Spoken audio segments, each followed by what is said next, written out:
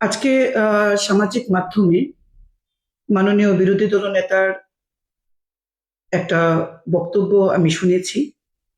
আসলে সামাজিক মাধ্যম নিয়ে আমি অত ঘাটাঘাটি করি না, সমাজ নিয়ে বেশি চিন্তা করি। সামাজিক মাধ্যম থেকেও সমাজের কাজে নিজেকে ব্যস্ত রাখার চেষ্টা করি। একজন বিধায়ক হিসেবে যে দায়িত্ব সেটা পালন করার চেষ্টা করি। এটা আমি পাইনি, আমি এটা সরাসরি দেখিনি। আমাকে অনেক শুভাকাঙ্ক্ষী বন্ধুরা আমাকে পাঠিয়েছে আমার হোয়াটসঅ্যাপে। আমি দেখেছি, পড়েছি মাননীয় বিরোধী দল নেতার মন্তব্য। আমি অসংখ্য ধন্যবাদ জানাই ওনাকে যে আমার একটি সোশ্যাল মিডিয়ার রিপোর্ট দেখে বা সোশ্যাল মিডিয়া দেখে তিনি মন্তব্য করেছেন।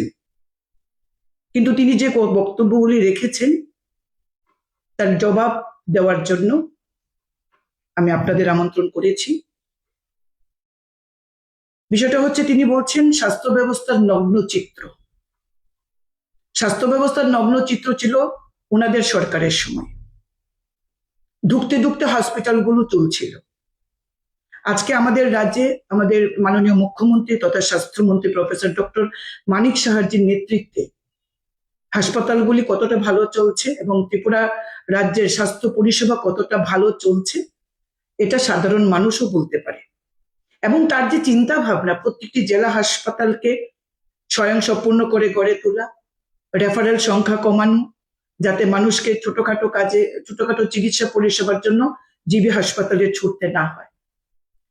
পাশাপাশি আজকে মেডিকেল কলেজের সংখ্যা বেড়েছে, মেডিকেলের আসন বেড়েছে। আজকে আমাদের হাসপাতালে হার্টের চিকিৎসা হয়, কিডনির চিকিৎসা হয়, অর্থাৎ নেফ্রোলজির চিকিৎসা হয়, কার্ডিওলজির চিকিৎসা হয়, অর্থোপেডিক আছে, নিউরোলজিস্ট আছে, সুপার স্পেশালিটি ব্লক হয়েছে। ডাক্তারদের পিজি কোর্সের আসন সংখ্যা বেড়েছে, অর্থাৎ এবং নতুন ডেন্টাল কলেজ হয়েছে। আগামী দিনে আমাদের চক্ষু হসপিটাল, আই হসপিটাল হওয়াও আমাদের এগিয়ে চলছে কাজ। সিটি হসপিটাল আমাদের চালু হতে যাচ্ছে। এর থেকে বোঝা যায় যে ত্রিপুরা রাজ্যের স্বাস্থ্য পরিষেবার মান বাড়ানোর লক্ষ্যে বর্তমান স্বাস্থ্যমন্ত্রী কতটা সজাগ আর কতটা কাজ করছেন মাননীয় স্বাস্থ্যমন্ত্রী তথা রাজ্যের মাননীয় মুখ্যমন্ত্রী। ওনাদের সরকারে ৩৫ বছর ক্ষমতা থাকার পরেও এই রাজ্যের যে স্বাস্থ্যের বেহাল অবস্থা ছিল, আজকে সেই জায়গা থেকে আমাদের রাজ্য একটা উন্নতির পথে দিকে যাচ্ছে স্বাস্থ্যের ক্ষেত্রে। তিনি বললে তো হবে না, রাজ্যের মানুষ দ্বিতীয়বারের জন্য এই সরকারকে প্রতিষ্ঠিত করছে ২০২৩ সালে। মানুষ এই সরকারের উপর আস্থা রেখেছে বলেই এটা সম্ভব হয়েছে।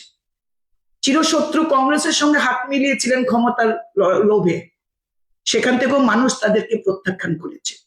এর থেকে আর কি প্রমাণ চাই যে রাজ্যের জনগণ আজকে আর বামপন্থীদের চায় না? গোটা দেশের রাজনীতি এবং গোটা দেশের নির্বাচনগুলিতে যদি দেখি আমরা, সেখানেও দেখি নোটার সঙ্গে তারা লড়াই করছেন। যাই হোক, তিনি যদি বলেন আমার হাসপাতাল তেলিয়ামুড়া মহকুমা হাসপাতাল নিয়ে যদি কথা বলতেন, তাহলে আমি বুঝতে পারতাম সম্মুখ ধারণা নিয়ে তিনি আমার কথার প্রতিবাদ করছেন। তিনি তো তেলিয়ামুড়া যান, মিটিং করেন, পার্টি অফিসে যান। একদিনও তো বিরোধী দল নেতার দায়িত্ব পালন করার জন্য তেলিয়ামুড়ার কোনো অফিসে গিয়ে কিংবা স্বাস্থ্য পরিষেবা কেমন খতিয়ে দেখার চেষ্টা করেননি, কিন্তু রিপোর্ট নেওয়ার চেষ্টা করেননি। দায়িত্ব শুধু শুধু রাজনীতির জন্য রাজনীতি করা আমি বিশ্বাস করি না। আমি মনে করি জনগণ শেষ কথা। আমি জনগণের জন্য কথা বলেছি। তেলিয়ামুড়া মহকুমা হাসপাতাল ২০১৭ সালে তৎকালীন মাননীয় মুখ্যমন্ত্রী যিনি ছিলেন, আমাদের প্রাক্তন মুখ্যমন্ত্রী মানিক সরকার মহোদয়, নির্বাচনের ৬ মাস পূর্বে তড়ি করে এই হাসপাতাল, যে হাসপাতালের নির্মাণ কাজ সম্পন্ন হয়নি, যে হাসপাতালকে হস্তান্তর করা হয়নি নির্মাণ সংস্থা থেকে, সেই হাসপাতালকে উদ্বোধন করেছিলেন শুধুমাত্র নিজের নামের ফলকটা দেওয়ার জন্য। তখন আমি বিরোধী দলে ছিলাম, ভারতীয় জনতা পার্টি একটা কার্যকর্তা হিসেবে তেলিয়ামুড়ায় কাজ করার সুযোগ হয়েছিল। সেখানে গিয়ে দেখেছিলাম ইসিজি মেশিন নেই। একটি ডেড বডিকে ডেথ ডিক্লেয়ার করার জন্য ইসিজি মেশিন ছিল না। বিধায়ক হওয়ার পর ১ বছরের আগে বছর পূর্তি আগে তেলিয়ামুড়া মহকুমা হাসপাতালে ইসিজি, সোনোগ্রাফি, ডিজিটাল এক্সরে থেকে শুরু করে blood bank, oxygen plant, operation theatre, child ward, women ward সবটা করেছি। 35 বছরের সরকার ছিল, প্রথম 1 বছরে তেলিয়ামুড়া মহকুমা হাসপাতালকে হাঁটতে শিখিয়েছি, আমরা স্বাবলম্বী করেছি। আর তিনি বলছেন স্বাস্থ্যের নগ্ন চিত্র। 14 জন ডাক্তার তেলিয়ামুড়া মহকুমা হাসপাতালে, যেখানে প্রতিদিন 40 জনেরও বেশি রোগী ইনডোর পেশেন্ট থাকে না। বহির্বিভাগে বিভিন্ন ডিপার্টমেন্ট মিলিয়ে হয়তো 100, 150, 200 লোক থাকতে পারে। 14 জন ডাক্তার, এর চেয়ে বেশি ডাক্তার কি সাব ডিভিশনাল হসপিটালের প্রয়োজন? আপনারাই বলুন। কিন্তু যেখানে অ্যাডমিনিস্ট্রেটর ঠিক মতো কাজ করেন না, সেখানে মানুষ পরিষেবা থেকে বঞ্চিত হন।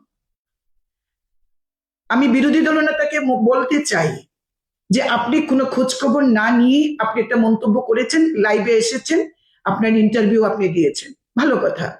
কারণ আপনাকে বিধানসভায় সরব না হতে দেখে, বিধানসভার আপনার পক্ষে সাংবাদিক সম্মেলনে আমরা বেশি দেখি, সামাজিক মাধ্যমে আপনাকে দেখি, সমাজের মানুষের পাশে না দেখলেও। এটা আপনার চয়েস, আপনি কোন ফোরামটা পছন্দ করবেন, সামাজিক মাধ্যম, প্রেস মিট, না মানুষের সঙ্গে থাকবেন। আর বিরোধী দলনেতা হিসাবে বিধানসভায় আপনি কথা বলবেন, সেটা আপনার ব্যক্তিগত পছন্দ বা আপনার রাজনৈতিক চিন্তা ভাবনা, এটা নিয়ে আমি বক্তব্য রাখবো না।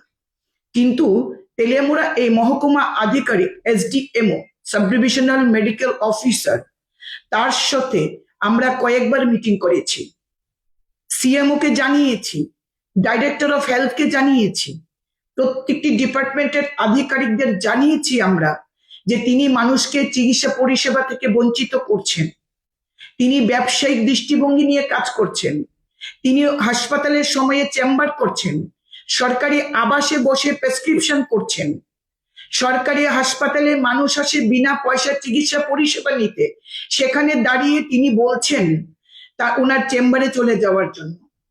সকালবেলা একজন ওপিডিতে যখন সিনিয়র ডাক্তার একটা প্রেসক্রিপশন করেন, সেটা মেডিসিনের হোক কিংবা অন্য কোনো বিভাগের হোক, সন্ধেবেলায় তিনি রাউন্ডে এসে পুরো প্রেসক্রিপশনের ওষুধ কেটে দেন, কিন্তু রুগী ততক্ষণে পুরো প্রেসক্রিপশনের ওষুধ কিনে নিয়েছেন।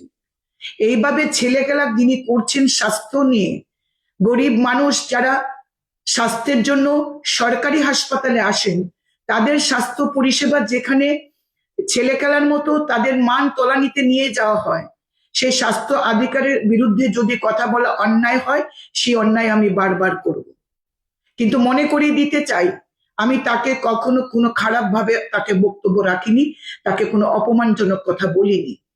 আমি গিয়ে দেখেছি যাদেরই হাসপাতালে থাকার কথা, তারা without application, even without information তারা হাসপাতালে অনুপস্থিত। এমনকি সাব ডিভিশনাল মেডিকেল অফিসার, যার কাছে এই তথ্যগুলো তার জানা দরকার ছিল, থাকা দরকার ছিল, তিনি কপালে চন্দন এঁকে, তিনি কপালে শিবলিঙ্গ এঁকে আমার সামনে বসছেন, কথা বলছেন। আমি সাংবাদিক নিয়ে যাইনি, ছোট্ট শহর, যখন আমি কথা বলছিলাম খবর গেছে, সাংবাদিক বন্ধুরা এসছে, তারা যদি এটা কাভারেজ করে, সেখানে সাংবাদিকদের তৃতীয় স্তম্ভ যারা, তাদেরকে আটকানোর ক্ষমতা আমার নেই এবং সেই বাসনাও আমার নেই।